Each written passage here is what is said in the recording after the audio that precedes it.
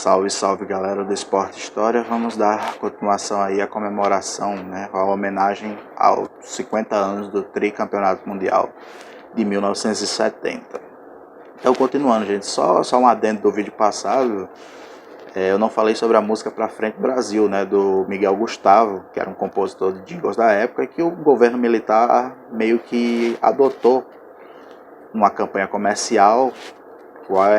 Qual seria a música da seleção naquela Copa, e o governo meio que adotou, por meio dos patrocinadores, aquela música para si, sendo que a música em si, quem quiser ouvir, ela só cita "Salve a Seleção". A única referência que ela fala sobre futebol é essa, mas ela trata-se de união do povo, aquela coisa meia fascistoide, meia de ultra direita mesmo, de dizer que estava todo mundo aliado com o regime, com o sistema, todo mundo estava no mesmo objetivo, e que de fato não era bem assim. Mas como eu disse, esse não é o tema do vídeo, Eu não vou politizar o vídeo porque é uma homenagem, é um vídeo de homenagem aos 50 anos do tricampeonato mundial. Então o Zagallo chega lá e faz suas modificações no time, durante aquele mês de preparação no México. Então ele estabiliza o Félix lá, ele tira o Joel Camargo e bota no banco do Saldanha. Estou falando em relação ao time do Saldanha. E coloca o Brito, que era do Flamengo. Ele recua o Piazza e estabelece o Clodoaldo, que está recuperado da lesão, como o primeiro volante. Piazza vira zagueiro. Piazza até joga em 74 como zagueiro. Como volante na Copa de 74, mas ele é recuado pelo Zagallo para ser zagueiro. E o Zagallo saca o Djalma Dias. O Djalma Dias nem sequer é convocado para a Copa do Mundo. Outro que também não é convocado para a Copa do Mundo é o Rildo. O Rildo dizem que estava lesionado, mas o próprio Rildo desmente essa história. Então, assim, o Rildo é sacado e no lugar dele vai o Marco Antônio do Fluminense e depois o Everaldo do Grêmio acaba o substituindo no segundo jogo. No meio campo, como eu disse, o Clodoaldo ele assume o lugar do Piazza, que vai para a zaga. O Gerson permanece, o Jair na ponta direita também permanece.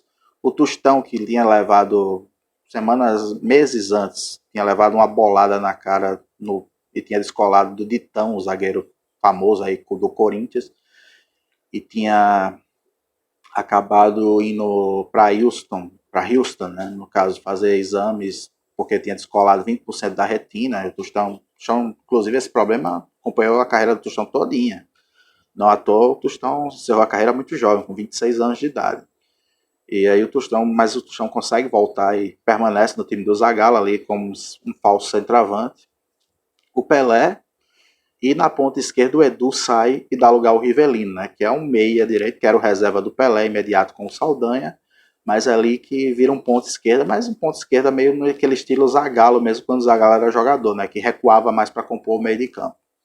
Então, assim, essas são as mudanças do time do Zagallo. E o Brasil vai enfrentar um grupo com Tchecoslováquia, Inglaterra, atual campeã do mundo, e a Romênia, que se classificou. É um grupo muito forte. Lembrando que, por exemplo, França e Espanha não foram, seleções que foram campeões do mundo depois, não foram àquela Copa, e a Romênia foi, Então, a Romênia não era um timaço, mas estava longe de ser uma porcaria. Talvez fosse o grupo mais difícil daquela Copa. E o Brasil estreia com um 4-1 sobre a Tchecoslováquia, com grande atuação do Gerson. O Brasil começa até sai perdendo por 1-0 com o gol do Petras. Chuta lá e hoje chuta de esquerda e faz 1-0 para os tchecos. O Brasil não se abala. Logo o Gerson acha o Jairzinho no lançamento longo. Parece que ele colocava com a mão, o Jairzinho empata. Depois o Gerson de novo lança uma bola na área, o Pelé mata no peito e cutuca para dentro do gol. Faz 2-1. Em seguida, perdão, gente, eu tô errando aqui, eu que errei, tava 1-0 para os tchecos. O Pelé sofre uma falta e ainda no primeiro tempo o Rivelino empata numa bomba. Aí sim ocorrem esses dois lançamentos, um do Gerson pro Jair e um do Gerson que o Pelé mata no peito. Todo mundo achava que ele ia cabecear, ele cutuca para dentro do gol. E no final o Jairzinho, numa arrancada, ainda faz 4-1. Nesse jogo ainda tem um lance que entra para a história das Copas do Mundo, que é o gol que Pelé não fez, que ele chuta do meio de campo. O goleiro Victor estava meio adiantado, o goleiro tcheco Victor, mas a bola não entra, E aí é meio que o cara que colocou o ovo em pé, né? Ele fez a primeira vez, depois outros jogadores até conseguiram fazer gols do meio de campo. Mas como ele era a primeira vez e numa Copa do Mundo, ficou lembrado, né? Todo mundo que faz esse gol diz, fez o gol que a Pelé não fez, né? E é uma das maiores, os maiores lances da história das Copas do Mundo da FIFA. O Brasil no segundo jogo enfrenta os atuais campeões mundiais, os ingleses, que eram um timaço também. E o jogo é muito difícil, o Félix salva o Brasil, a Inglaterra ainda perde com o Niles, eu acho que é isso, o jogador ele perde um gol feito, só ele a trave ele chuta para fora. O Félix estava até caído. A Inglaterra tem grande chance de ter vencido aquele jogo. E isso desmistifica até um pouco essa teoria, essa história de que a Inglaterra tipo, só venceu 66 porque eram os donos da casa e porque ganharam roubado da Alemanha. A Inglaterra era um bom time, sim, e ainda estava bem melhor em 70. A Inglaterra, inclusive, só não passou as semifinais daquela Copa do Mundo, que perdeu de 3-2 para a Alemanha Ocidental, porque o Banks, o goleiro Gordon Banks, que é o famoso lendário goleiro inglês, não jogou aquele jogo, teve um problema de saúde, ficou no banco, o goleiro reserva era bem ruim e acabou tomando 3 gols que o Banks provavelmente não tomaria, e a Alemanha Ocidental passou às semifinais. Mas só para você ter uma ideia de que a Inglaterra era um bom time. E aí o Zagallo chega o segundo tempo. O primeiro tempo ainda tem outro lance fenomenal do Pelé naquela Copa. Né? Aquela Copa foi do Pelé. O Pelé dá uma cabeçada. O Jairzinho entra como ponta, né? Ele não entra como centroavante. Porque o Jairzinho tinha muito isso, né? Ele era um ponta direita, mas que entrava ali meio agudo como centroavante. Mas só que ele faz uma jogada de ponta mesmo e cruza, o Pelé salta muito alto, o salto do Pelé era muito alto, e cabeceia para baixo perfeitamente, né? Aquela foi a história do queixo no peito e a bola vai para dentro do gol, né? Todo mundo já tinha gritado gol, e o Banks vai lá e praticamente de dentro do gol, né? Dá a risca da linha e tira o gol do Pelé, né? Diz que é a defesa do século, inclusive essa defesa na cabeçada do Pelé, e a bola vai para escanteio, né? Frustrando ainda mais o Brasil. Aí chega o segundo tempo, tô sendo rápido, gente, porque senão o vídeo vai ficar muito grande. Chega o segundo tempo, o Brasil vai encontrando dificuldades, o Zagallo resolve meio que o esquema do Zagallo não tinha um centroavante como é fixo, como eu disse para vocês, gente. Basicamente jogava com 5 jogadores de muita criação, de muito talento. 4 deles eram camisa 10 e o Tostão também fazia essa função de camisa 10, apesar de não usar a 10 de fato do Cruzeiro, usava a 8 e às vezes até a 7. Mas assim, basicamente é isso. E o Tostão foi lá e tipo, o Zagallo decide que não, vamos botar um centroavantão aí para empurrar essa bola para dentro. E ele começa a aquecer o Roberto Miranda, que era o jogador do Botafogo que tinha ido no lugar, inclusive, do Diceu Lopes, que era muito comum, que era um cara mais. Era um cara predileto ali do Saldanha, mas o Zagallo preferiu o Roberto Miranda e deixou o Diceu Lopes de fora. E o Roberto Miranda está se aquecendo e o Tostão, quando vê que o Roberto Miranda está se aquecendo, resolve arriscar e faz uma jogada linda, sai driblando ali a defesa inglesa e dá uma caneta no Bob Moore, nada mais, nada menos que no Bob Moore, se gira, dá um giro, ele está na esquerda do ataque e joga a bola na área meio que no susto. E nessa jogada de bola na área, o Pelé mata a bola, 3 jogadores ingleses cercando o Pelé só rola e o Jairzinho fuzila o Gordon Banks, o Brasil vence por 1-0 e se classifica. Aí o Brasil vai enfrentar a Romênia já classificado, com algumas modificações. Todos esses jogos ainda no estado Jalisco de Guadalajara, viu? Só para deixar bem claro. E o Brasil vai enfrentar os romênios já classificados, com algumas substituições, e vence por 3-2. Só para deixar bem claro, gente, apesar do placar parecer apertado, foi um jogo fácil para o Brasil, né? O Brasil também tomou 2 gols, não querendo ofender, mas graças a falhas do Félix. O Brasil abre o placar com o Pelé, depois o Jairzinho de novo faz 2-0 para o Brasil, e aí a Romênia chuta um chute de canto mesmo, assim, meio que de esquina, de córner, e o Félix aceita. Depois o Brasil faz 3-1 com o Pelé de novo, num passe de chaleira maravilhoso do Tostão. Quem puder ver, veja esse gol, um golaço. E o Pelé só empurra para a rede ali meio como centroavante. Faz 3-1 e novamente a Romênia desconta um cruzamento da área que o Félix sai mal e aí o jogador romeno cabeceia para dentro do gol.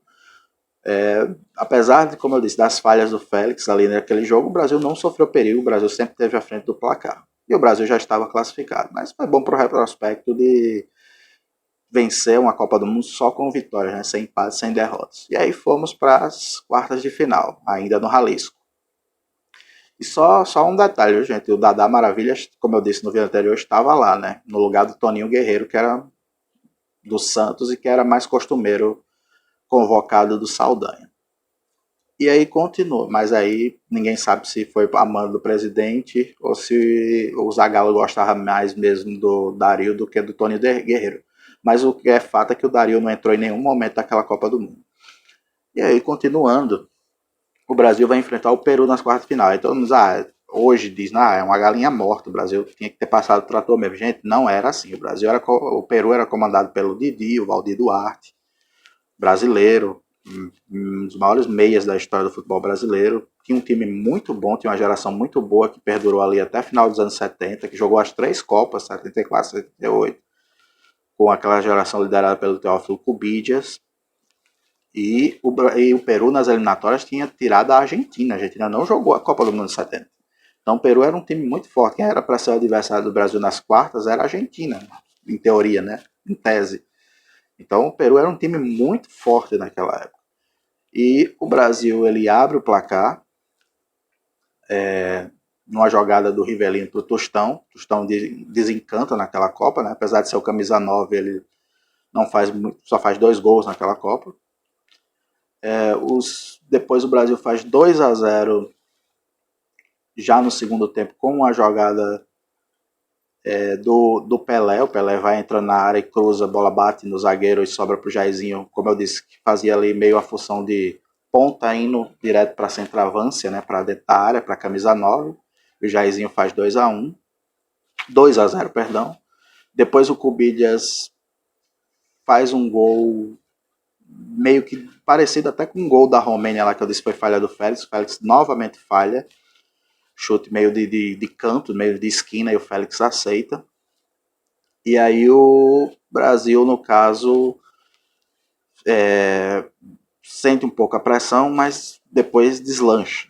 O Brasil vai e consegue fazer 3-1 de novo com o Tostão, e depois 4-1 com o Tostão. Esse jogo o Tostão estava bem inspirado, o Tostão ajeita a bola e o Rivelino solta uma bomba que parece que deforma a bola. E a bola vai para dentro do gol. Rivelino, apesar do Edu ter reclamado muito até hoje, ter birra do Zagallo, porque o Edu foi pro banco, né? E nem jogou aquela Copa, basicamente. O Edu vinha sendo titular com o Saldanha. A escolha do Rivelino ali para a ponta esquerda deu muito certo. O Rivelino jogou demais aquela Copa do Mundo. E aí o Rivelino faz 4-1, depois o Cubillas solta uma bomba. Dessa o Félix não teve culpa e desconta os peruanos. O Brasil está classificado para as semifinais da Copa do Mundo. Chegam as semifinais, o Brasil vai enfrentar quem? O Uruguai. O que é que tem isso demais, né? Enfrentar o Uruguai hoje, né? Só que o Brasil vinha de um trauma, né? E a mídia brasileira e até a mídia internacional reforçou esse trauma na cabeça dos jogadores brasileiros, que era o trauma de 1950, onde o Brasil era favorito e perdeu aquela Copa do Mundo para os uruguaios. E aí vinha aquele trauma na cabeça dos jogadores. E o time do Uruguai era bom, né? Um time com o Kubica, o atacante, tinha o Pedro Rocha, tinha o Mazurkiewicz, tinha um bom time. E o Uruguai sai na frente, ainda no primeiro tempo, chute fraco do Kubica, novamente o Félix falha. O Félix falhou muito naquela Copa, sim, mas fazer o quê, né? Mas tem que ser registrado, mas não quer dizer que eu queira falar mal do Félix por causa disso. O Félix que jogou até essa semifinal sem luvas, né? Só na final contra a Itália é que ele resolve colocar luvas, o que deixa alguns jogadores mais supersticiosos muito nervosos, né? Mas ele vai até bem na final contra a Itália. E aí o que acontece? O Brasil meio que aperreado, o Brasil meio aquela intimidação uruguaia, o Brasil não consegue jogar, não consegue desenvolver seu jogo. O trauma de 50 realmente na cabeça dos jogadores parece que entrou, mesmo muitos não tendo vivido aquela geração. E aí o que aconteceu? O Brasil, o Gerson tem uma ideia de mestre, né? O Gerson estava muito bem marcado, não estava conseguindo fazer lançamentos. O Gerson diz: olha, eu vou ficar mais atrás e você sai mais para o jogo com o Clodoaldo. Ou seja, inverteu de papéis com o Clodoaldo. O Clodoaldo sai, recebe um passe do Tostão e meio de peito de pé ali, empata o jogo já nos acréscimos do primeiro tempo. 1-1, vai para o intervalo. Dizem que o Zagallo deu um esporro para ver se acordava os jogadores, para ver se os jogadores paravam com aquele medinho de 1950. E o Brasil volta melhor no segundo tempo. Aí no segundo tempo o Brasil desenvolve todo o seu bom futebol. Primeiro com o Jairzinho numa arrancada, entra na área e fuzila, faz 2-1. E depois com o Pelé, que já tinha dado uma cotovelada lá no Binhas, que era o lateral lá que estava marcando ele no jogo. E o Pelé faz uma jogada de mestre, né? Chama a marcação, olha para trás um pouquinho e rola. O Rivelino novamente solta uma bomba e faz 3-1 pro Brasil, né? O Rivelino era meio que o Zagallo mesmo fazia quando jogava, quando era jogador, né? Era aquele ponto esquerdo, mas que não ficava na ponta como o Edu ficava. O Edu, na verdade, foi até menos preterido que o Paulo César Caju, que entrou muito mais que o Edu. O Edu nem entrou, na verdade, naquela Copa do Mundo. O Edu foi pro elenco, tinha 20 anos, mas o Paulo César teve muito mais oportunidades naquela Copa, jogou mais, né? Lembrando que aquela Copa já tinha substituições autorizadas do que o Riva, no caso, ou do que o Edu. E aí o Riva mete aquela bomba, faz 3-1. O Brasil meio que exorciza os demônios de 1950, em teoria, né? Porque de fato a gente só vai exorcizar isso aí se um dia a gente eliminar os uruguaios lá no Uruguai em uma Copa do Mundo, então vai demorar muito para acontecer isso daí. Mas de fato para aquele time serviu, né? Faz o 3-1 e aí o jogo fica mais tranquilo. O Pelé ainda nos brinda com dois lances geniais, né? Uma que o Mazurkiewicz vai sair dando bicão para cima, só que a bola sai meio rasteira. E o Pelé de bate pronto, devolve pro gol e o Mazurkiewicz defende, jogadaça. E aquele drible da vaca, né? Aquele famoso drible da vaca que ele recebe a bola, dá um X no goleiro Mazurkiewicz, volta para pegar a bola do outro lado. Mazurkiewicz fica caçando borboleta, porque ele nem pega a bola, nem pega o Pelé. E infelizmente o Pelé chuta meio sem ângulo e a bola vai para fora, ela passa assim, raspando a trave. Infelizmente não entrou, mas é uma das maiores jogadas da história das Copas do Mundo da FIFA também, e é considerado também aqueles gols que o Pelé não fez, né? O Pelé era tão magnífico que até os gols que ele não fez eram romantizados, né? Foram romantizados, foram espetaculares, né? E realmente foram. Não é só teoria não, isso é verdade. Pelé, gente, eu estava fazendo a estimativa, o Brasil fez 19 gols naquela Copa de 1970, Pelé participou de 10. Então, por mais que todos os jogadores tenham tido sua importância, o Rivelino foi muito bem, o Gerson foi muito bem com os lançamentos, o Jairzinho foi fazendo muitos gols, fez gols em todos os jogos da Copa, todos, inclusive na final, do primeiro ao último jogo, uma coisa, um recorde que hoje nenhum jogador conseguiu fazer até hoje.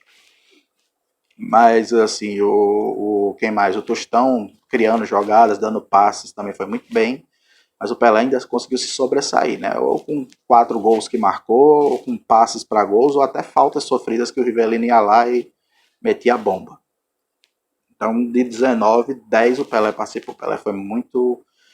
Se todo o time foi muito bem, principalmente do meio para frente, o Pelé ainda conseguiu se destacar mais ainda. Então, foi realmente a Copa do Pelé, a Copa de 1970. O Pelé realmente tinha levado a sério aquele Mundial. Chegamos à final, no dia 21 de junho de 1970, aí já não é mais o estádio Jalisco, de Guadalajara, é o estádio Azteca, famoso templo do futebol mexicano, lotado, mais de 100 mil pessoas para ver Brasil e Itália. A Itália tinha ido para aquela final depois de uma prorrogação muito dura, né, que é considerada a prorrogação do século. O jogo foi bem mais ou menos contra a Alemanha Ocidental. A Alemanha Ocidental empatou no último minuto e aí levou para a prorrogação, mas a prorrogação foi um descarrego de gols, né? Tem o Beckenbauer jogando com o braço enfaixado, né? Com a clavícula quebrada. Então tem, assim, o jogo termina 4-3, pra você ter uma ideia.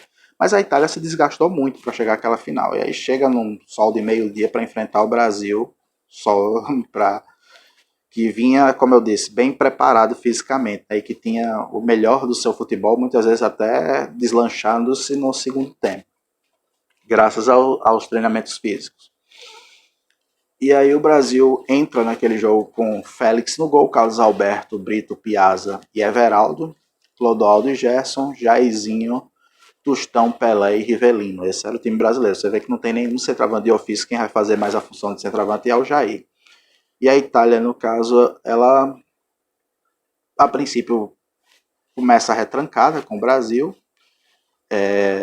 Numa cobrança de lateral, o Rivelino meio que dá um cruzamento para a área, dá um chutão para a área, e o Pelé sobe mais do que o Burni, um zagueiro italiano, que era alto. O Pelé tinha só 1,70 e faz o gol de cabeça e abre o placar para o Brasil, faz 1-0.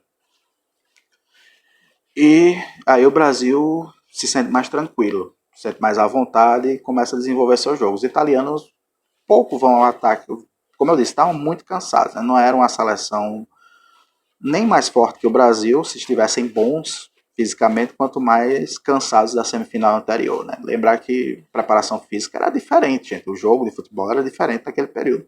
E olha que naquele período já era um jogo mais fisicamente mais, como eu posso dizer, um jogo disputado, né? Um jogo mais, como é que se diz, mais fisicamente e taticamente evoluído do que os jogos de outras Copas dos anos 60, 50 e assim por diante. E aí, numa jogada, numa bobeira no fim do primeiro tempo, uma bobeira mesmo, o Clodoaldo vai sair de calcanhar e a bola bate no italiano, rebate, os zagueiros todos de costas, assim, uma lambança da defesa brasileira, mas principalmente do Clodoaldo. O Bono encenha, empata o jogo e leva a Itália, no caso, para o intervalo ainda com chance de título, né? O pessoal, o Clodoaldo deve ter ouvido muito depois dessa falha. Dessa vez não foi falha do Félix, viu? O Félix foi muito bem na final, tem que deixar isso bem claro. Foi mais falha do Clodoaldo mesmo. Chega o segundo tempo, o Brasil vai cadenciando o jogo, até que em meados de 20 minutos do segundo tempo, o Gerson recebe uma bola, cria uma jogada individual, dribla dois italianos e manda uma bomba da intermediária e o Albertozzi não pega, no canto esquerdo do Albertozzi, Brasil 2-1. Em seguida, novamente o Gerson ele cria uma jogada lindíssima, um levantamento na área. O Pelé, como um perfeito assistente, ele ajeita de cabeça, aquilo é um passe. Aquilo não é uma cabeçada, é um passe que o Pelé dá, novamente subindo mais que os zagueiros italianos, que eram muito maiores que ele. E o Jairzinho escora para a rede, né? O Jairzinho, como eu disse, fez gols em todos os jogos da Copa, inclusive na final. Isso é um recorde de até hoje que ninguém bateu. E o Brasil fazia 3-1. A Itália já cansada, aí o Clodoaldo resolve se redimir do erro que cometera logo no início do jogo. Sai driblando, fazendo fila, jogadores italianos, cria uma jogada pela esquerda, o Rivelino vai correndo pela esquerda, passa para o Rivelino vai correndo para a esquerda, manda a bola para o Pelé. O Pelé, novamente, ele está cercado ali por 2, 3 jogadores italianos, embora a marcação não fosse mordida, mas ali não dava para fazer muita coisa.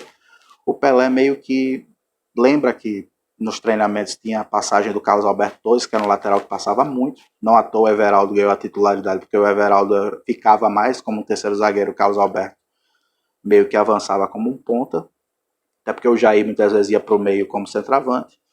E aí o Pelé rola a bola, perfeito, e o Carlos Alberto Torres manda, senta a bota, mete um bicão, mais um chute consciente de peito de pé, e a bola vai para o fundo da rede do Albertosa, é 4-1 para o Brasil. O Brasil termina o jogo pouco tempo depois, o Brasil é tricampeão do mundo no México, ganha definitivamente a taça Jules Rimet, que depois foi roubado em 82, né, da sede da CBF. Dessa vez não foi culpa do Ricardo Teixeira ainda não era presidente da CBF, mas ganha em definitiva a posse dessa taça, que ia ser dada, que já era combinado que ia ser dada a primeira seleção que conseguisse 3 Copas do Mundo, e o Brasil foi a primeira seleção a fazer isso. Essa taça atual, a taça FIFA, não tem essa regra, então a Alemanha não é dona dela, vai ser eternamente a taça da Copa do Mundo. E aí o Brasil fica com a Júlia Rimet, né? O Carlos Alberto Torres, que é o capitão da seleção brasileira, ergue a taça. Antes disso, o estádio Azteca é invadido por milhares de mexicanos que deixam praticamente os jogadores brasileiros todos nus, né?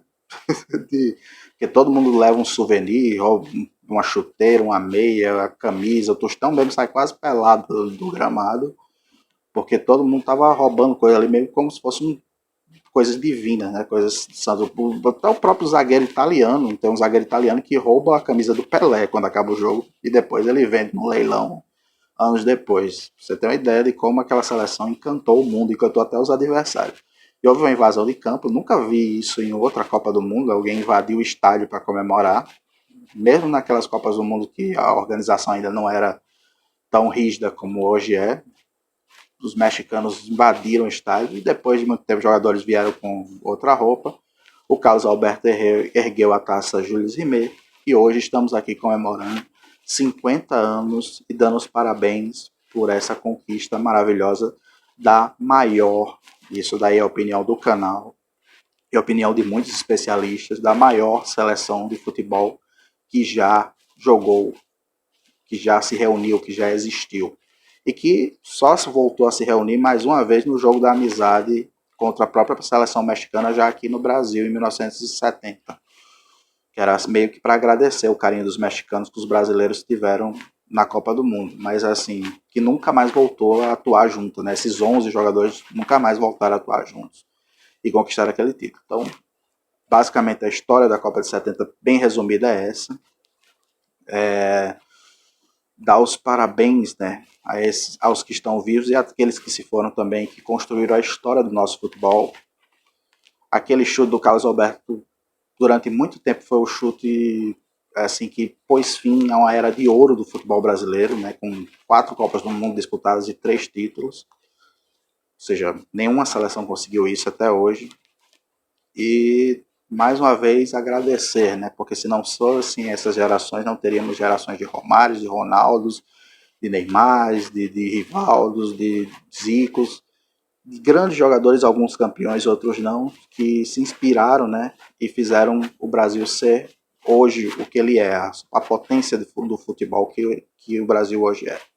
Ok, gente? Então, parabéns a todos, jogadores, comissão técnica, ao Saldanha, que não estava naquele time, mas que construiu a base daquele time. Aquele título ali, o Zagallo conquistou, é fato, ele era o treinador da seleção, mas também tem um trabalho do Saldanha no meio. A comissão técnica com o Parreira, o Chirol, o Antônio do Passo, o Mário Américo, o próprio Coutinho e os jogadores, os 22 jogadores campeões, alguns que atuaram mais, outros que atuaram menos, os titulares, todos eles merecem nossos parabéns e nossa reverência, porque é um feito importantíssimo do nosso esporte e da nossa história, né? Porque o futebol muitas vezes é segregado da história como se ele não fizesse parte, como se ele fosse parte da sociedade e, consequentemente, construtor e desconstrutor de nossa história também. Ok, gente? Então, gostou? Dá uma curtida. Não gostou? Dá uma descurtida, deixa um comentário aí. E, mais uma vez, fica aí meus parabéns e minha alegria. Não por, infelizmente, não vi essa seleção, mas por essa seleção ter existido. A maior seleção de futebol de todos os tempos. Ok, gente? Um abraço, até a próxima e valeu!